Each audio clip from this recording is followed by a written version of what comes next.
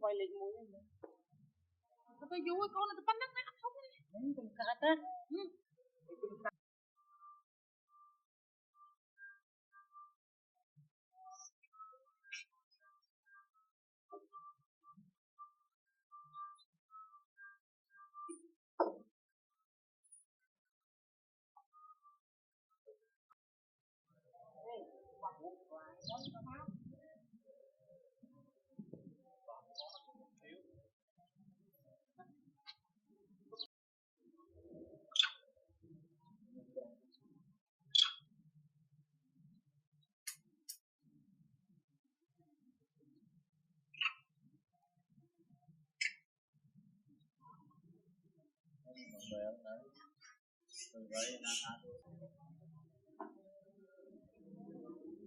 Quay máu đây là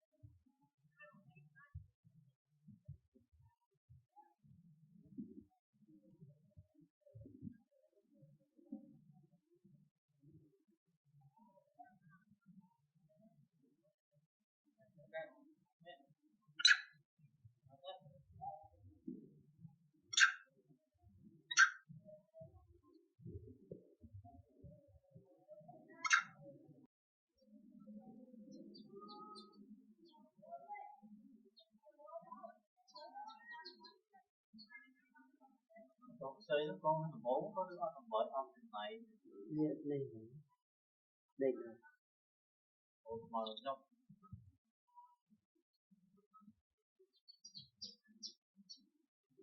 mấy con vừa đi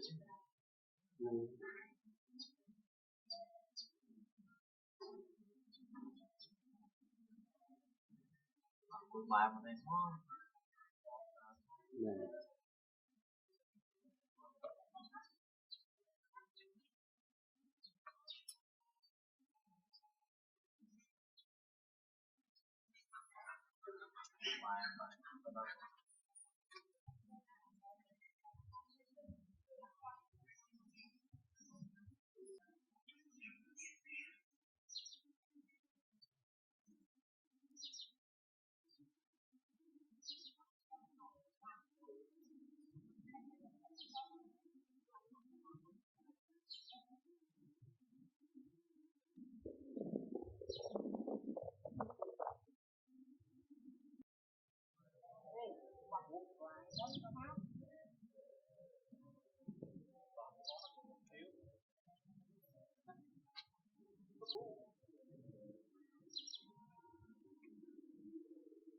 mệt đi đồng ra thấy oắt sợ này lon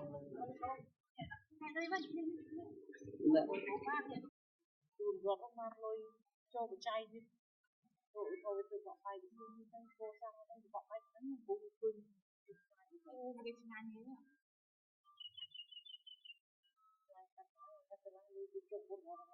Người nó may cầu nè.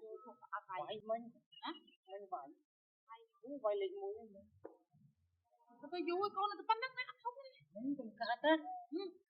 Chúng ta ta mang ấy. Nè, các bố nghe mà tao hả? Chúng ta hả? Chúng ta hả?